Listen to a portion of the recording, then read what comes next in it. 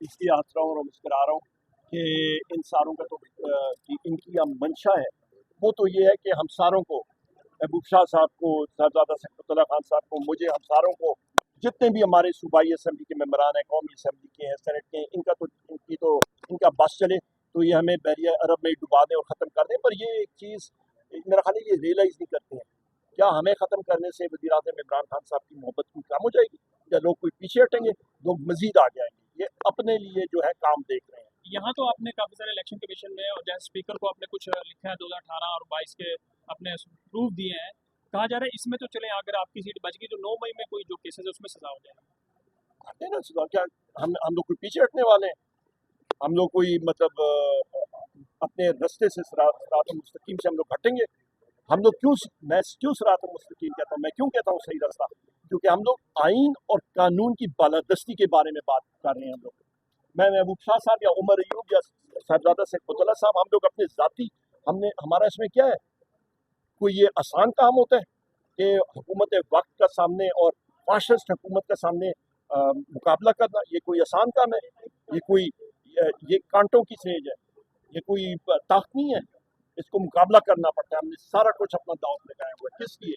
वज़ीर आज़म इमरान खान, पाकिस्तान तहरीक इंसाफ। और क्यों? क्योंकि वो हक और सच की आवाज़ है इस वक्त। उमर अयूब साहब, आपने कहा कि ये जो हो रहा है मैं सबके नाम लेता हूँ इसलिए हो रहा है, और इमरान खान साहब भी कहते हैं जो हो रहा है वो इस्टेब्लिशमेंट करवा रही है। लेकिन एक आवाज़ आती है कि इमरान खान साहब कहते हैं वो मुझसे बात करो, तो वो तो कह चुके हैं कि माफ़ी मांग लें। तो किस बिना पर बात होगी फिर अगर वो ज्यादती कर रहे हैं सारे? देखिए, सबसे अहम बात यह है कि कोई जो भी कोई कहे, एस्टैब्लिशमेंट उसको कहें, आप XYZ उसको कहें, जो मर्जी करें, मुल्क में आइन और कानून की बालादस्ती के हवाले से आप उसका तयन करें।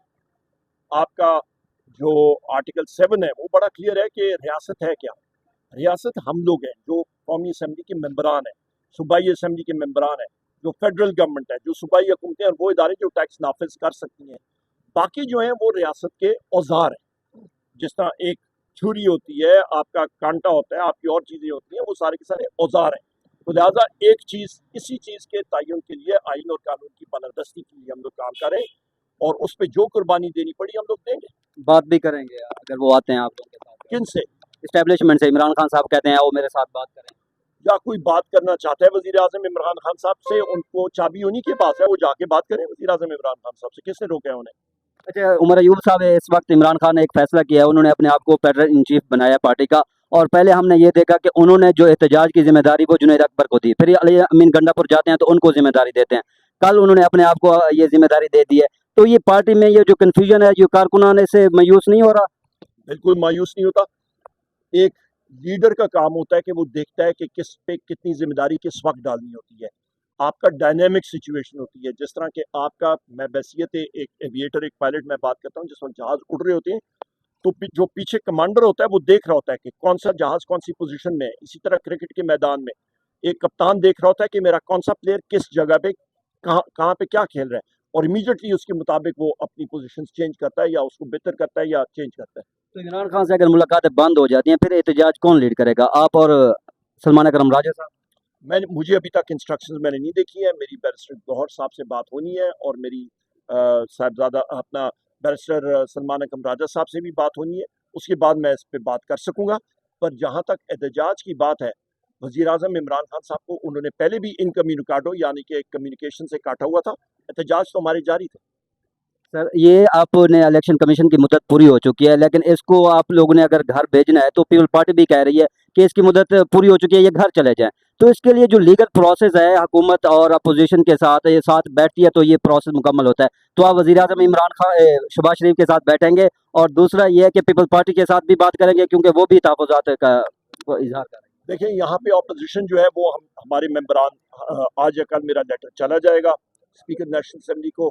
शहबाज शरीफ के साथ बैठने की बात है, उसने कोई तारीख का तयन नहीं किया, वो हम लोग डिसाइड करके वो भी फाइनल करेंगे। बहुत शुक्रिया। ये बता दें जो पिछले एहतजाज हुए हैं उनमें क्या खातिर खा नताइज आए हैं और ये वाला एहतजाज कितना मुख्तलिफ होगा और किस तरह की नोयत होगी? पिछले एहतजाजों में आप ये देखें कि जितनी पाकिस्तान के जो अपने आप को समझते हैं कि जी वो ताकतवर हैं, जितने भी आप समझते हैं कि ये फैशिस्ट हुकूमत बैठी है, ये एक्सपोज हुए।